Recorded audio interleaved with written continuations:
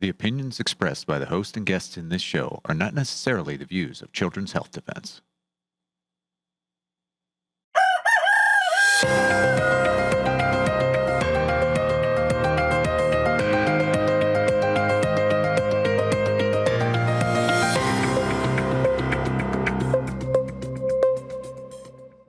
Good morning, CHD. Welcome to Pediatric Perspectives, where we are taking a look at children's health challenges from a different perspective, one that includes critical thinking. We're not afraid to ask the tough questions. And back today, the lady who absolutely knows how to ask the tough questions, or at least the right questions.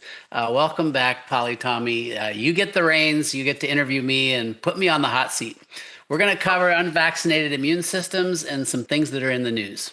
We are. Well, so good morning, everybody, and thank you for having me on, Dr. Thomas. Okay, now we're going to talk about the unvaccinated because I've just so happened to have got back from a trip where I talked to a lot of unvaccinated people. I interviewed them and parents and families. And this time I was a little concerned. And the reason why I was concerned is in 2016, 2017, I was on the Vax bus and we started to see the unvaccinated families and they were super healthy. And I would ask them if they had ever had antibiotics, if they had anything wrong, seizures, autism, asthma, allergies, nothing.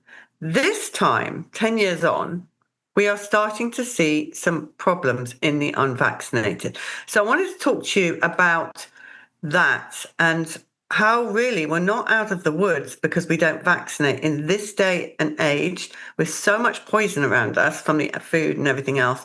I want to talk to you a bit about what we saw. So I saw a lot of Lyme disease. I saw seizures in the unvaccinated, which the parents put down to mold.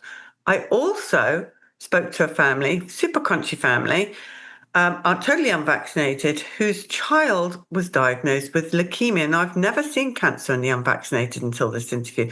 And she did say to me that she was so grateful she didn't vaccinate her child. Now, he had vitamin K, but he did not have any vaccines. She was so grateful that he'd not been vaccinated because she believed that he was here today because his immune system was strong enough to fight the chemo. Now, I'm not advocating for any of this stuff. I'm just telling you these stories. But Lyme disease, I saw type 1 diabetes in the unvaccinated. We've never seen this before. That particular case turned out to be high arsenic in the water. So what I wanted to talk to you about was why are we seeing now the unvaccinated children, not all of them, but some of them are getting super sick. Yeah. Your observation rings true with what I'm hearing and what I saw at the end of my career before I retired. Whereas, a decade ago, certainly 2 decades ago, if you weren't vaccinated, you were a picture of health. And don't get me wrong, if you're watching this and you've chosen or you're thinking about not vaccinating, it is still far safer to not vaccinate because vaccination does something fundamentally horrible to our immune systems. And so just to go over that very quickly, if you understand this, then you will really pause if you're thinking about vaccinating. Vaccines overstimulate the immune system. They are designed to create an antibody response. Now, the infections for which we vaccinate, and then all the hundreds, if not thousands of other infections for which we have no vaccine, enter the body how? They enter through the nose, mouth. We usually breathe them in or eat or drink the toxin that then goes into the GI tract and then gets into our bodies. Well, lining the nasopharynx, throat, mouth, the whole GI tract, right underneath the epithelial layer, that first lining of cells that coats our entire system, is the immune system. And a healthy immune system will see a potentially invading organism and go, nope, out of here, stop. And the whole thing is cellular immunity. It's natural, it's innate, you're born with it. You don't need a vaccine for it. It actually stops most infections before they even can enter the mainstream body, if you will. This is the big reason why actually all the data from all the vaxxed, unvaxxed studies, including my own, showed that the unvaccinated had far fewer infections. It's like, that just doesn't add up the way we were taught, right? You vaccinate so that your kids don't get sick. Well, I was in mainstream pediatrics for 25 years and then 20 to 25 years. And then the last 15 or so, I was very much in this being more aware and doing things in a different way and allowing parents not to vaccinate if they didn't want to, and certainly slowing it down for most people. And wow, did I see how healthy the unvaxxed and the minimally vaxxed were. So vaccines are absolutely disrupting the immune system, but something's different. Like you said, Polly, I can speculate, and there's pretty good science behind this speculation that, for example, you mentioned Lyme disease. We know Lyme disease is typically transmitted by a tick bite, and the Borrelia that's in there gets, boom, through the skin from that tick bite, and you can get really ill with Lyme disease. So there's one thing, but there are other things that have happened in the last 10 years. Think about COVID. So we know that SARS-CoV-2, that virus was manipulated in a lab and they inserted spike protein. I mean, that's been proven beyond a doubt. So what that spike protein does, if you are infected, so they also added some things to this virus, SARS-CoV-2, that made it more infectious. They made it able to bind to the ACE receptors and get past that initial innate immunity. So even unvaccinated individuals, well, initially nobody was vaccinated, right, for COVID, they were much more likely to catch this particular virus. It was a bad one. And so basically the whole world, this was so contagious because of the way they manipulated it to be able to enter through ACE receptors, the whole world got COVID. Now, if you got vaccinated, initially you thought, oh, you're helping yourself. No, the studies are clear now. The more vaccines you got, the more COVID you got. Unfortunately, obviously vaccines way worse than being unvaccinated. But even the unvaccinated, I mean, I had COVID, I wasn't vaccinated, and I was pretty sick for about a week. Thankfully, my immune system knocked it out. There are ways to check to see if you're still suffering from high spike protein. But a lot of people, even if they weren't vaccinated, there was shedding of the spike protein, and we know this. And so we all got exposed, whether it was through infection, through shedding, or really exposed if you got the COVID jabs. So that's another thing that really put us at risk for things like you were asking about cancer, infections in general. Why are these unvaccinated kids getting so sick? And then, honestly, there are a lot of other toxins in our world. I mean, glyphosate's a bad one, and we're working to get it removed, although Supreme Court just gave them a free pass. I believe that's it being challenged in the court system. But yeah, there are a lot of things probably even worse than glyphosate that are allowed on our food. And so it's very, very difficult. So many people eat out. Very rarely when you eat out is it organic. So we're all getting exposed. It's in the air, it's in the food, it's in the water. And that's just touching on a few of the toxins. There are thousands that aren't even classified. Yeah, I mean, I saw mold. A lot of the parents blaming mold. One woman said she built this house and from scratch because she wanted it being completely toxin-free for her unvaccinated kids. And she noticed as they were building it that the pillars, the original pillars they put up, the wooden pillars, were a little bit blotchy. And she asked the builder, what is that? And he said, it's just mildew, don't worry about it. Well, that mildew or whatever it was turned out to be mold that infiltrated the whole house. And her children got super sick. I mean, there's so many environmental toxins and Dr. Thomas, I'd love to go in depth on that one day because I feel like the unvaccinated parents definitely want some answers on this. But I wanted to just talk to you a bit about seizures because I was fascinated with the unvaccinated families. One family in particular was super calm. They're like, yeah, he had seizures and his temperature would spike to a ridiculous level and we would just wait and wait for the seizure to finish. And he was fine. We didn't give Tylenol. We didn't do anything. We just stayed super calm. We didn't tap his head with anything. We just waited and I just thought, even me today, if I had a newborn or something that was having unvaccinated baby that was having a seizure, I would probably freak out. Oh, seizures are some of the scariest things to witness. I was an intern my first year out of medical school in training to be a pediatrician when I saw my first seizure. And I was like panicking. What do I do? And the senior resident that was with me said, just give it some time. It'll stop. I'm like, what? I mean, you can, if you go without oxygen to the brain, and that can happen with seizures if it goes on for too long, that can cause some permanent brain injury. So I was very nervous about it. And parents, rightfully so, are very disturbed. To watch your kid just jerking and, in a full-on seizure is a scary thing to watch. So We know that seizures are much more common after the MMR. They're even more common if you happen to give the MMR with the varicella, so the MMRV. I mean, that thing should be pulled off the market. They all need to come off the market. But here's the thing. I mean, we've known from the literature through the centuries that seizures can happen with infections. You can get meningitis or encephalitis from viruses and bacteria and other things. So if you're unvaccinated, but you are unfortunate enough to have a significant enough infection that it causes a little encephalitis, some inflammation in the brain, you can have seizures. I mean, there's other rare causes of seizures that have nothing to do with infection, but they're so rare, they're not worth putting them high on your radar, thinking about them. But if you have a brain tumor, if you have a cyst, if you have something going on in the brain that's disrupting your brain tissue, that can make you more vulnerable to seizures. And then if you get any little infection, it can trigger a seizure. So it's not just the vaccines or just the diseases for which we have vaccines. There are lots of things that can trigger a seizure. And here's the difference between the vaccinated that have seizures and the unvaccinated, the very few that I've met that do have seizures. The unvaccinated ones that have seizures are absolutely fine, bright as buttons, running around. The parents were talking about when they were babies in their first year of life having these seizures. But I'm looking at them now, and they're 7, 8 years old. Absolutely bright-eyed, bushy-tailed, fantastic. The vaccinated that have seizures, well, that's Billy, isn't it? Done for life. Well, it's over. Yeah. No, it's often a very different thing. If you have a young infant who's having seizures, do get a thorough medical evaluation. There are conditions that are actually treatable that would prevent long-term brain damage. So it's not something just to say, oh, well, I didn't vaccinate, so I don't have to worry.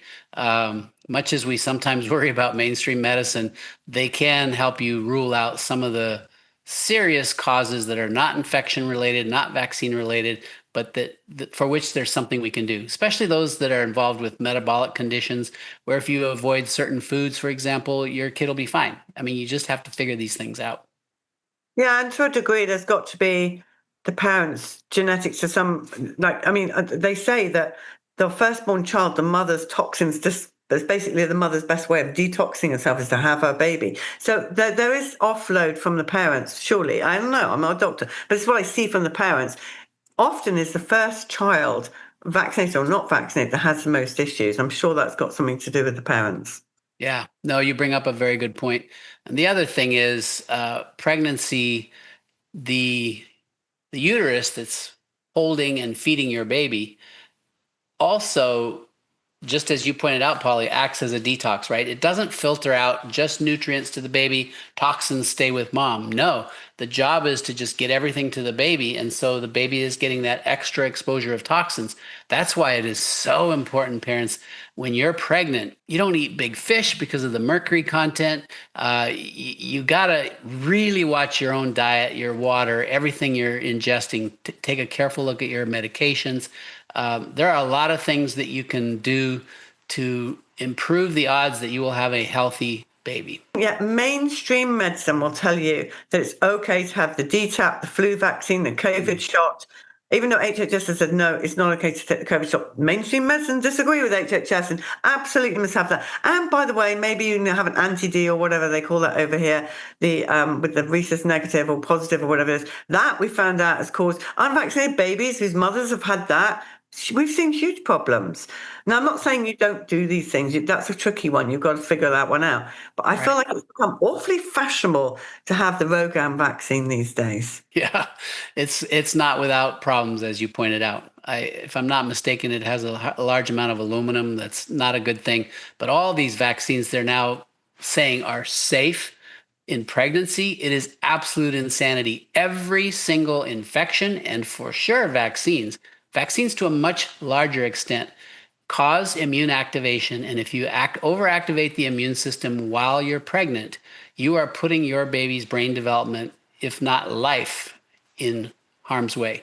You have much greater pregnancy loss, miscarriages if you vaccinate than if you don't. And this goes for all the vaccines they're suggesting that pregnant moms get.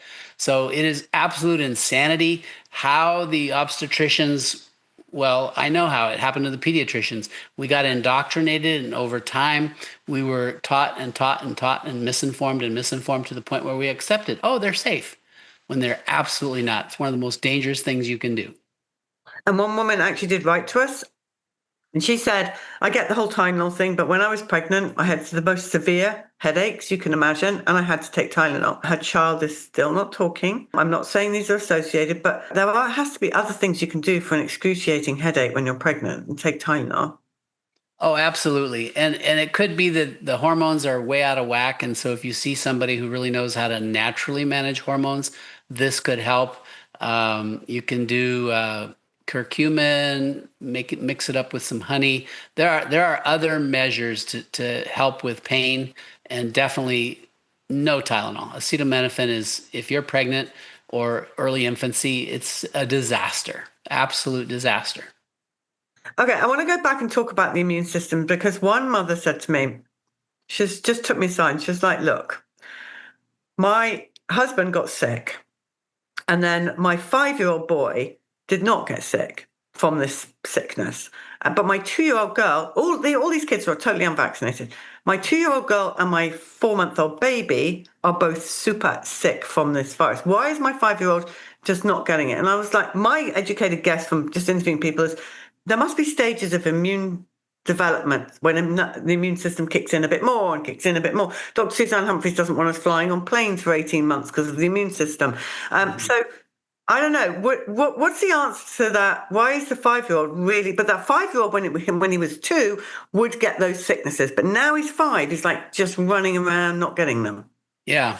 So we know that the immune system is in rapid development for the first 2 years of life. And the immune system of a 2-month-old is very immature. Yes, there is some passive immunity that was transferred to that baby through the umbilical cord from mom. So, what she has for immunity does get transferred to the baby, but that only lasts for 4 to 6 months, during which time that baby needs to develop their own immune system, but it takes a couple years. The other thing that helps babies and young children develop immunity is actually getting sick. So we need to stop worrying about sickness as a bad thing. It's actually a good thing. I mean, we know if you get measles, mumps and rubella as well, actually, it actually helps your immune system not only fight those 3 infections, measles, mumps, rubella, but help you fight cancer. I mean, the immune system is exercised in a beautiful way. So yes, we need to be careful of the very, very young infants whose immune system is less well developed. Suzanne Humphries is spot on. That be careful about travel. There's something about being on a plane. I know they supposedly have upgraded the filtration systems, but to this day, everybody I know who travels a lot, if they're on planes in the wintertime when there's a lot of respiratory stuff going on, they often get sick. Or if you have family reunions in the wintertime, November, Thanksgiving, Christmas, New Year's through about April, May, high probability somebody's sick at that gathering and everybody gets exposed.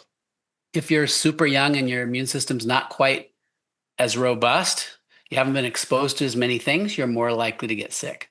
I think it's simply that aspect.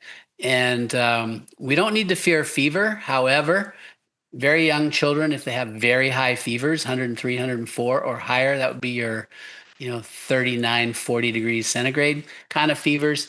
You can bring those down with a wet washcloth. There's other things besides, definitely no Tylenol. There are other things you can do to help calm and cool your child. And then if you cool them and they still don't look well, they look lethargic, listless, then they need to be seen for sure. And just for our viewers, just so you know, Dr. Thomas has no idea what I'm about to ask him. Like there's no research done now. It's just throwing it out. Questions about coughing. This is an unvaccinated crowd as well.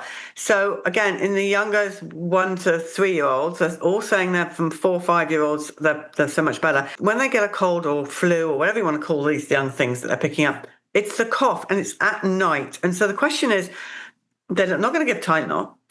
How do you put your child to bed? Do you have a humidifier or whatever these things called? Do you recommend cotton sheets rather than nylon sheets? How can they alleviate? And one mother was telling me her 2-year-old coughs so badly at the moment with this cough at night. She's up watching it the whole time, and it would be almost like, and then she'll be carrying on sleeping. Like she's okay, but it's just alarming for the parent. And again, it goes back to Are we at the stage where we're over panicking over absolutely every little thing, or are we all right? I don't know. The answer to that is it depends. So, as a pediatrician for 35 years in wintertime, I took care of each winter hundreds and hundreds of infants and young children with really bad coughs.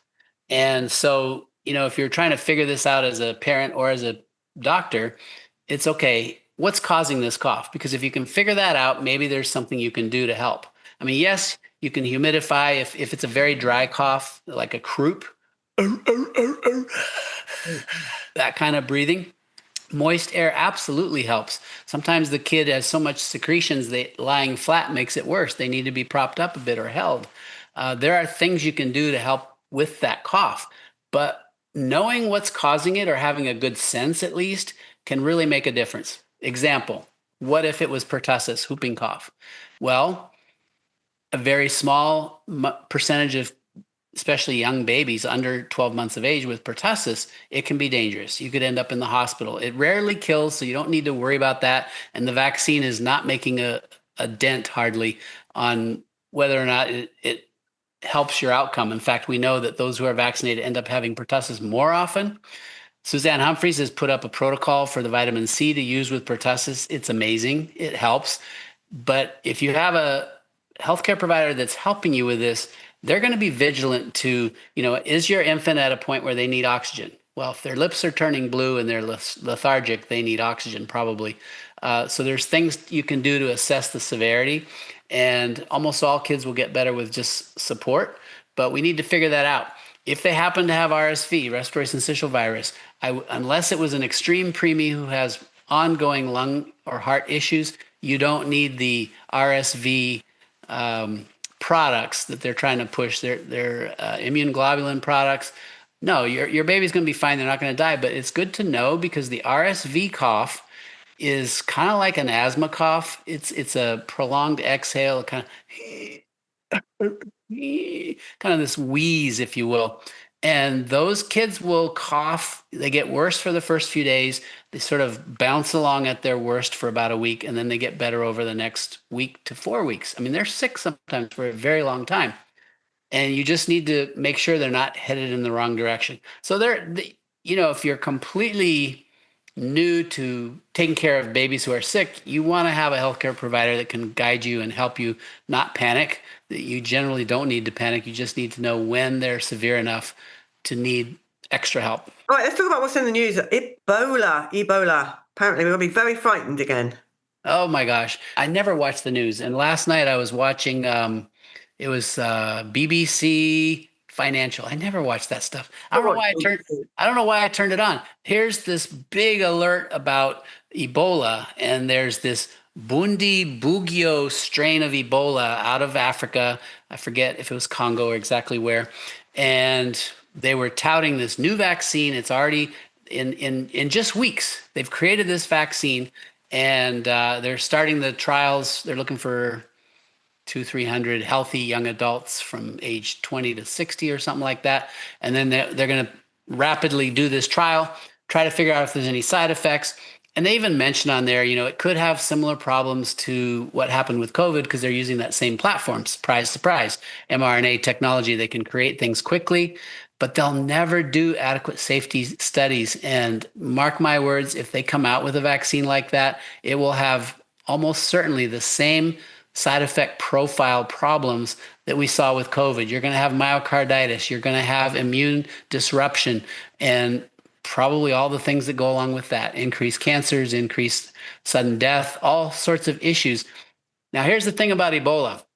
It is scary when you see reports of severe cases in the news because of how sick the people can get, and the death rate is higher than from other things. But this one is not one that's contagious like the SARS-CoV-2, the COVID was. You don't catch it respiratory generally. It's direct contact with secretions. So sexually active with somebody who's got Ebola, which is so rare anyway, you don't need to worry about that. You just have to avoid contact with, secretions, mucous membranes, that sort of thing. Quarantine works great for Ebola, and that's all we need to worry about. I would not even give it a second thought unless there was this absolutely massive outbreak, which won't happen because it's not contagious like that. I'm really glad you brought up quarantine. I feel like, and I was talking to my mum about this the other day.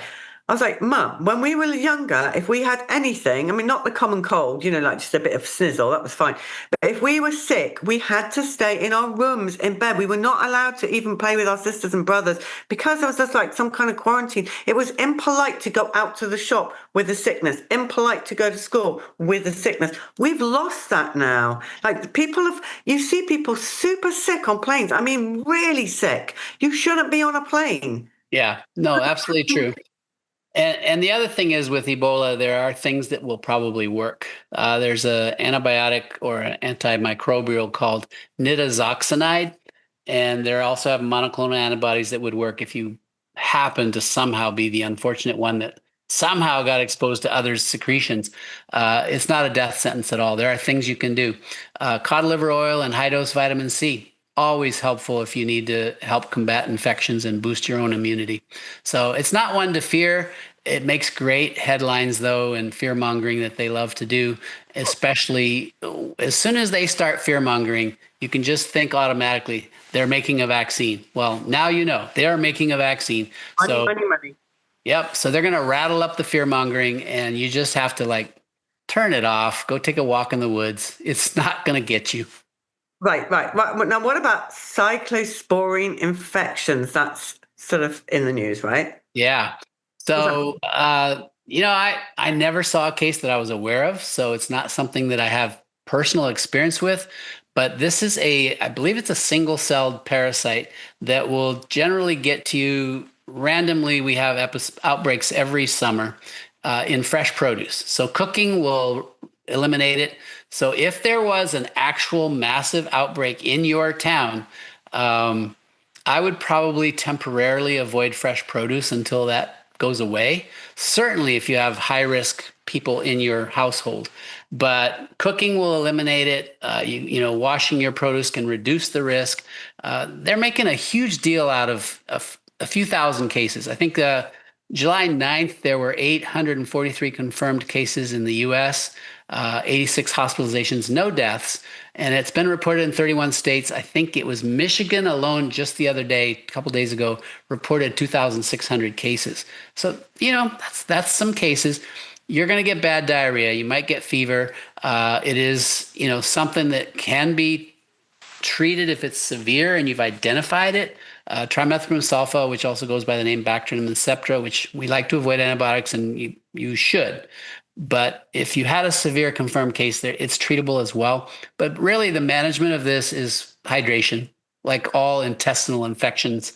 And just be aware of it and then watch the fresh produce aspect if it blows up in your town. So they basically just put a posh name on diarrhea. So many things cause vomiting and diarrhea, right? I grew up in Africa, and infant mortality was, and to this day is still fairly high in some of the countries where they don't have good sources of clean water. And it's interesting. You'll hear people say, "Oh, you got to vaccinate because you're going to Africa. I'm traveling to this place or that place, and it's a higher risk place." Well, guess what? People aren't dying there from the diseases for which we have vaccines. They are dying from, lack of clean water and having severe dysentery or severe diarrhea. And if it's associated with vomiting and they don't have access to IV fluids in a hospital, the vulnerable, especially the very young and the very old, will die. But they're not dying from the diseases for which you're being told you need to vaccinate. So that's just another little travel tip.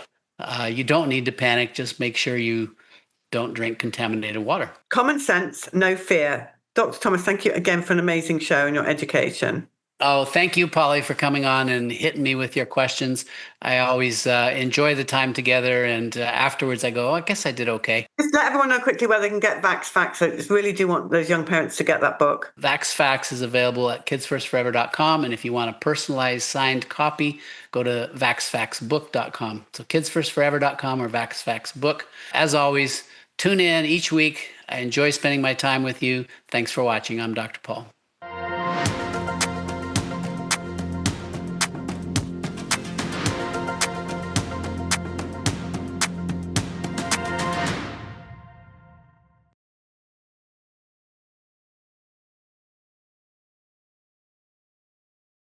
My name is Rose Cordes. Okay, so Rose, let's go back because these twins are your first babies. Yes, correct. My first pregnancy. Your first pregnancy. So when you were pregnant with these twin girls, did you have a conversation with any doctor or anybody about vaccination schedules or anything like that? No, not with the pediatrician and not with my husband. We just were going to do what our parents did and our siblings. And did you take any vaccinations while you were pregnant? No, I did not. I was never offered them when I was pregnant back then. So were they born okay? Yeah, they were born at 36 weeks, 36.6, 5.14 and 5.6, born vaginally. No complications, went home in 24 hours. Beautiful, healthy 2 girls. Wonderful. And so when did they get their first vaccination? On October 19th of 2000. How old were they then? Just shy of 3 months old. But because they were born early at 36.6, they were much younger. And I didn't really realize that until later in life, that they were probably, 2.5 months old when they got their vaccines. And you were very young as well. I was young and didn't have the knowledge, didn't have the guidance. So what were the twins like together? You know what? Being a mom of twins was probably the most incredible thing I've ever been through. It's such a joy to have 2 and they were identical. And I didn't know I was pregnant with twins until I was 6 months. So can you imagine 6 months and then to find out you were having 2 and both the same sex and they were identical? And Lauren, who was the one that passed away, she was so cute. She always stayed up. She cooed. It was almost like she knew she wasn't going to be here long. And she would sit with us on the couch and, just always be with us. Katie was a little more cranky, a little more needy, but together they were just amazing girls. I felt like they were thriving. They were healthy, no complications. And is this what they had at that visit? Yeah, they got... So here, do you mind me showing the people? Absolutely. So there is the vaccination record, and people, there's usual DTaP here. Both the twins got the polio, the Hib, hepatitis B, and then of course, in my mind, one of the worst baby vaccines you can give, the Prevnar. They're all dangerous, but this one, nothing good comes from this one. So your babies had these each, and then talk us through what happened. So that day that I took him to the pediatrician, I found out that, it was going to take longer because there was 2, and we were the last ones in the pediatrician that day. And the doctor had talked to me about the vaccines. She actually handed me all these pamphlets and told me the worst thing is... Okay, let's go through these for a bit with our people, Yes. because this is important. So this is before they had the shots, right? All of them are in. So, there's a thing on what is Hib? Oh, it's very dangerous. It's going to kill your child. When should you get it? Oh, you must get it at 2 months. So this is a young mother 25. trusting the white coat profession, and this is the kind of propaganda they put in front. No mention. None of them have death. Yeah. None of them have, and they say all that there would be a reaction within minutes or hours. Okay, Every so all single of paper. polio. Yeah, and it just goes on and on and on and on and on. All of this. So this poor young mom gets bombarded with your child's going to die if it doesn't get these shots. And then the Prevnar shot, she had asked me that it's not approved by insurance, but it is a cost of $95, and it would be $95 each. And I just told him I couldn't do that right now. I just came off maternity leave, and the doctor left the room and said, I'm gonna do something real quick. And then the nurse came in and said, the doctor said that she's gonna put it through insurance, and if something comes back, she's gonna let them know it was a medical necessity because they were twins and born early. And as a young mom, and I was happy, I saved $190. If I only knew. No. And so as I had my brother with me, and we had to undress the little girls, and I'll never forget, because I was first-time mom. When the nurses came in, they grabbed my one daughter, which was Lauren, and she just kind of slid her across the bed. And at the same time, the nurses just went like that into her legs, and she started screaming. And I was overwhelmed, and then they finished the other couple shots, and then they squeezed her little fat, and then they injected her. But that was the different thing that they did to Lauren and they didn't do to Katie. And then they gave me Lauren. She couldn't calm down. I gave her to my brother. We got the other one vaccinated. We went home, and it was about maybe 3 miles away from our home. And by the time I got home, and that night, Lauren was cold to the touch. Katie wasn't, but Lauren was. And so the next day we had a church baby shower. They did it after the baby was born so all the women could enjoy the baby. And at that night, the pastor's wife said, somebody get this baby a blanket, she's freezing. And her body was so cold. And the next day I called the pediatrician because they were open on Saturdays just for ill babies. And I told him, hey, she's really cold to the touch. I mean, I don't know what's wrong with her. I had people concerned the night before, and they're saying, well, the temperatures have dropped. You need to bundle her better. Okay, first time mom, so I did that. Went to work on Monday, and that Monday was a very different Monday. The girls had a rough night, and we both woke up late. We were just getting out of that walking zombie stage, my husband and I, with two. And he woke up late, I woke up late. His job was more important to be on time. He got dressed, I got dressed. We started feeding the babies before we take him to the babysitter's house. He comes out, he went to go burp Lauren, and Lauren wouldn't burp. And he was on a time crunch, and he just laid her down and said, I gotta go. And my husband never left the house without saying goodbye and kissing all of us. And that day he did. I went to work, and I worked at an outside job, and it was raining that day, and I just couldn't get home for some reason, and I was always at the babysitter's between 12 and 12:30. She typically didn't have to put the babies down because of my work schedule. I got there at 3 o'clock that day. It was pouring rain. I knocked on the door. The babysitter came right to the door with Caitlin. She was crying. You could tell she was crying for a little while. She said she's been fussy all day, or since noon when we put the twins down, and she hands me her, and I start talking to Katie, and she calms down, and she goes, well, she hasn't finished her bottle. So she gave me her bottle. I started to feed her, talk to her. She calmed down, and she says, I'm gonna go get the other twin. She's been sleeping all this time. And that's when the babysitter came out, and she was in a little pack and play. She slept with her sister in the pack and play, and I knew something was wrong.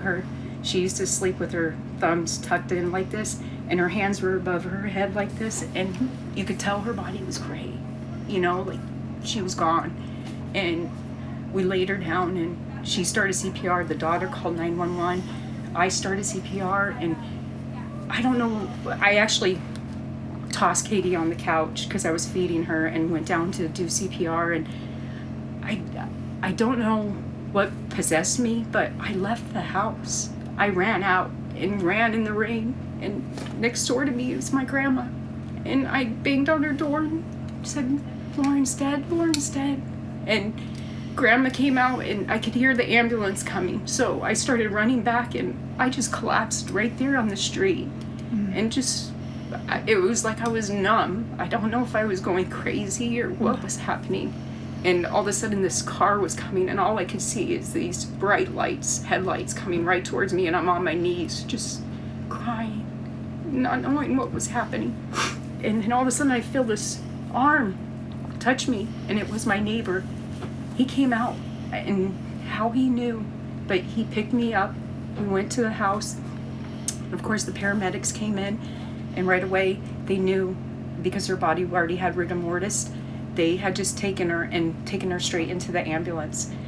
And my grandmother said, this is the mother, you need to take her. So I sat in that ambulance, and as I sat in there, I just saw my little girl on the left side, her thumb tucked in, and I just prayed, just open your hands for mommy. And her whole body just lifeless, just laying there. She never did. They threw me in a little room at Thunderbird Hospital that they had, where I stayed by myself until the doctor came in with a few nurses and asked me to sit down. And I told him I didn't want to sit down. And he sat down, and he told me he tried everything. And at that point, I remember just cussing and being so hurt. And I know I even said words that I didn't even think I knew, but I was devastated and I was alone. And one of the nurses said, I need somebody here with you. Who can I call? I said, my husband has a beeper. He's on his way home. You can't get a hold of him. I said, my parents live just a few blocks away. Call them. So when we called them, you know, I talked, and then the nurse had to take over. And I loved my dad, and my dad, I'm one of 12, but I always felt like Dad wasn't always there because he was always working to provide. And that day changed my life with my dad, because the way it felt was that nurse hung up that phone, and there's my dad in the doorway, and he held me, and he told me it was going to be okay, and he held me until my husband came. And then the hospital let us stay there until 9:30 that night, and this happened just shortly after 3 o'clock by the time we got there. And my family came to say goodbye to her. And the weird thing was, she had this smell that I'll never forget, and I'll talk about it a little later because it happened again. She had this smell to me, but when we held her, her body started to get warm, and the doctor said it's just because of our body heat. But if we tipped her too much, she would bleed out of her mouth and nose, so we couldn't tip her too high. So as we passed her along to all my family members, we had to be very careful. But they treated us so kindly there. And then they asked us to leave the room, and that's when I found out a detective was there. And he explained to us that he did a full investigation at the babysitter's house. He had to rule out foul play. And I was so hurt because she babysat for 25 years. That whole street I live on, we're family. When you say love thy neighbors, we literally love our neighbors. And I was offended that they would have thought she'd done something to the baby. And he just said that she's cleared, she's here. She would like to see the child if that's okay with you. And I said, yes, of course. But he said, I need to ask you a few questions for you and Jeff. And the first question he asked us was, she vaccinated in the last 72 hours? And that's what triggered my husband and I in 2000, is why would a detective ask us that if there was maybe a problem? And we didn't think vaccines at the time. So after leaving the hospital, the biggest thing I think for me was walking out and real out there laughing, smoking, enjoying life, and I felt like the world just stopped. Like I just lost my baby, you know? And we went and spent the night at my parents' house. We couldn't go home that night. And the next day we took our other daughter to the pediatrician, and the pediatrician said it was just, there's no correlation, it was just a coincidence. And I told him at the hospital, they said that the girl should have came home with a apnea machine because they were born early. So she says, I can write you up one of those if you want. And we said, yes, we would feel comfortable. And we also said we want to do a VAERS report because the nurse was talking about it at the hospital if we were going to do one. And so the doctor did put a VAERS report in for our daughter, and Caitlin got a monitor. We went home. We buried Lauren on Saturday. And then on Monday, my husband had to go to work, and a family friend stayed with us. And the apnea machine went off, and Katie pretty much flatlined. And thank God we were there. No pulse. We shook her. We tickled her. We did a little CPR. She was in and out. So we grabbed her and went straight to the pediatrician. I didn't think about going to the hospital. I thought I better go see the doctor. We went to the doctor, and she sent us to Phoenix Children's right away. She was there for a whole week. We have all the documentation. She looked like an alien. She had wires everywhere. She had sleep studies. She had a CT scan. She had an MRI. I mean, they were testing her for everything. They could see that she had a true apnea. Well, they came back and they just told me that she had diagnosed with bradiocardiac, and they did an upper GI, and it obtained and revealed moderate, I should wear my glasses, moderate gastroesophageal reflux, and that she needed to go on 2 medications, Zantac and Reglan. And that was the solution for Caitlin, that the vaccines couldn't do this to her. So during our journey with Caitlin, we still vaccinated her, but we did one at a time because we were scared. And we went to the county, and my husband and I were on the verge of divorce. It was a lot for us. and I found out I was pregnant. And it was a tough time. It really was. And unfortunately, my husband took a little bit more to the bottle because it is a lot. You know, these pediatricians don't walk you through this. You're on your own after something like this. There is nobody. And they said it was SIDS. That's what the coroner called us and told us, that it was SIDS that she, you know, caused of death.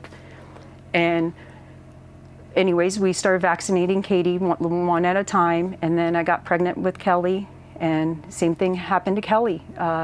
Kelly was 4 years old, had every single vaccine that day. She had 4 at the county, and I can honestly tell you it was because Jeff and I were lazy. We were tired of going to the county to get these shots for the children, and we thought it didn't happen to Kelly, it happened to Lauren and Katie. So we went ahead and told the nurse, we'll take all 4.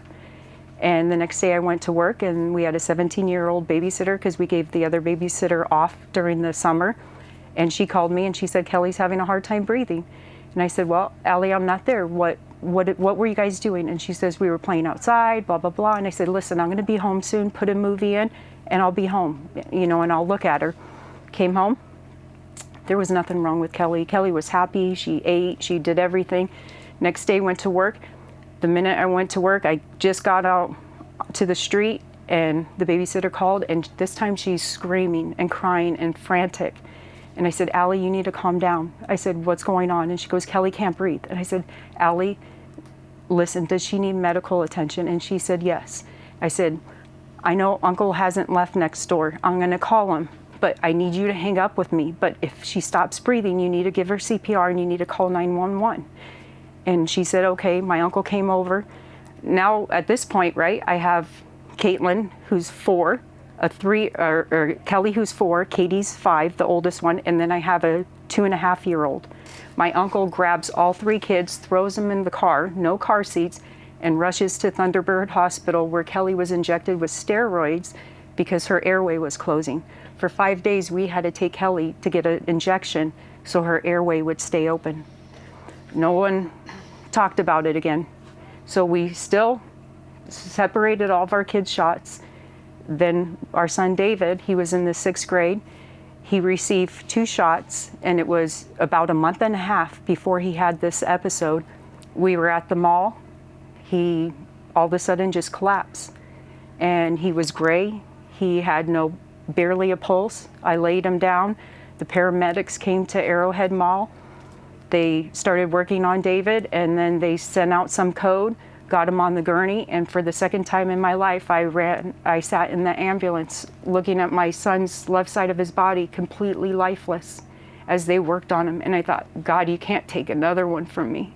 And got to the hospital, they did the same thing, put me aside, worked on him, and then stabilized him and had my husband and I come in, and they said, well, you know, David's stable. And we were there for hours, and they said he needs to go see a cardiologist.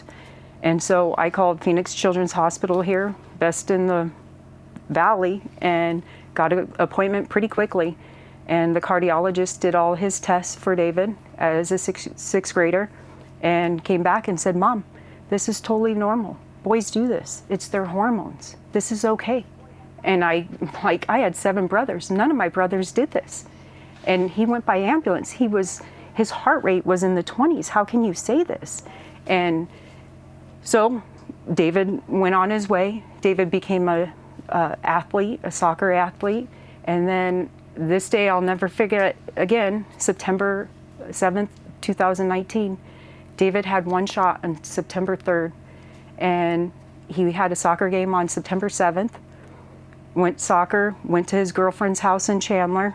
They met us at 8 o'clock to have birthday cake, and I picked him up at Arizona Mills Mall.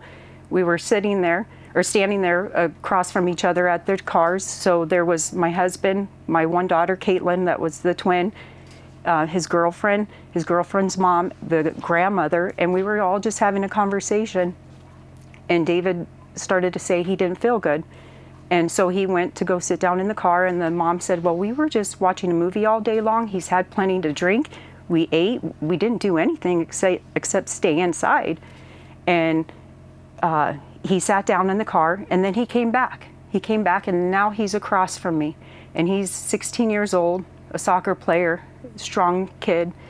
And we're all talking, and then all of a sudden the grandmother says, "David, you don't look good." And he goes, "I don't feel good." And then he just collapses right into my arms. And my husband helped me.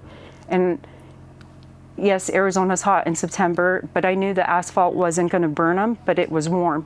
So we laid him down because he had the same symptoms he did when we were at Arizona, in the Arrowhead Mall.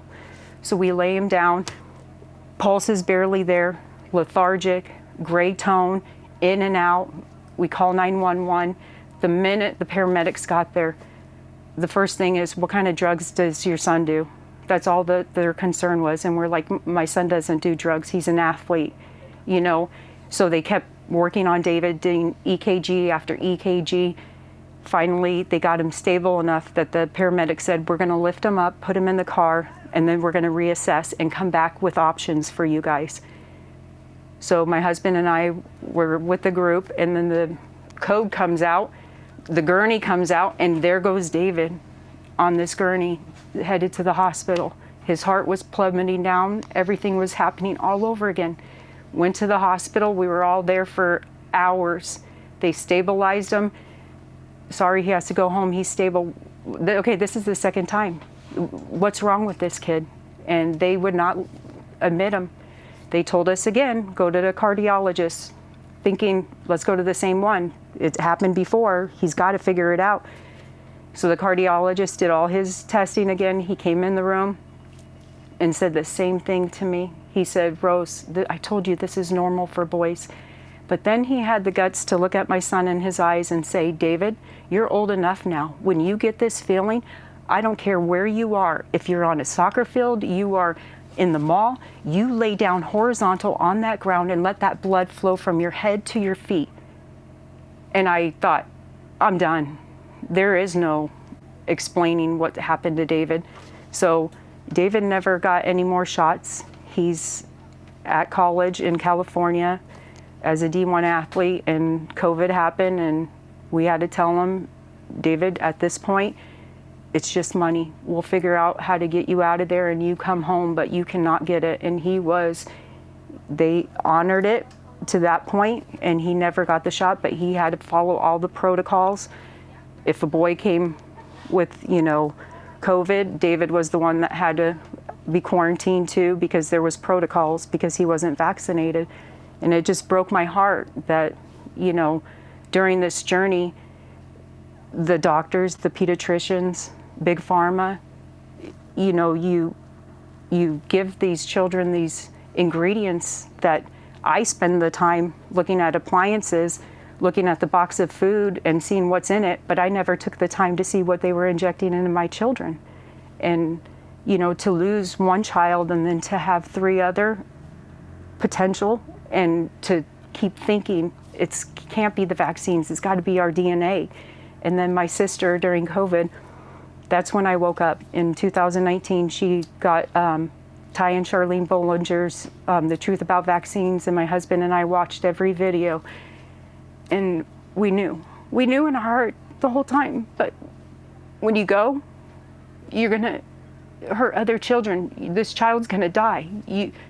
My son got HPV because, you don't want him to get oral cancer, do you?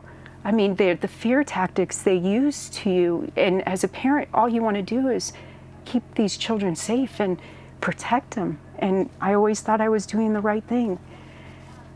The good news is, because of our story, and because I have spoken out to other moms, it's impacting my grandchildren.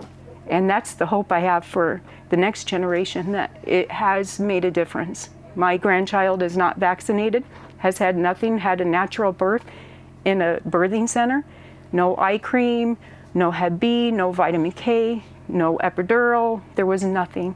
And she's 10 months old, and her doctor said to my daughter, "Kelly Rose, if you're looking at textbook, don't look at textbooks. Anna Rose has surpassed this." I mean, the healthiness, and I don't want to compare my kids to others, But to watch my grandchild and then watch other people's children about the same age, there is a big difference. There's a huge difference. And God's children are not meant to be harmed. And I do feel in this society that when you don't, you're the one that looks like the bad person. You're the one that's crazy or, you know, mental. And to me, I just feel that we're a real family.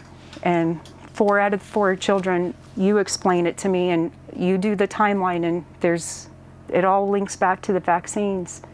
So. You've had a terrible. Can we show the picture? Yeah. I'm going to put the picture. That actually was Friday before she passed away. That was at the baby shower. And you know what? I felt like we had time, and you know, we never got a family picture with the twins. You haven't? We thought we had time. Take your picture. We can take a picture. Oh, no. That's for you guys. Okay. Well, No. I mean, like my husband and I with the girls. Right prominent there, so she's in every single shot. Yeah. Thank you for the story. Yeah. There's hope. I mean, with all of us speaking out, and it was real when I came and I saw all those names. I'm not alone. On the bus. Yeah. No, you're not. No. We could change. We can change the future. I know we can. We have to. We have to.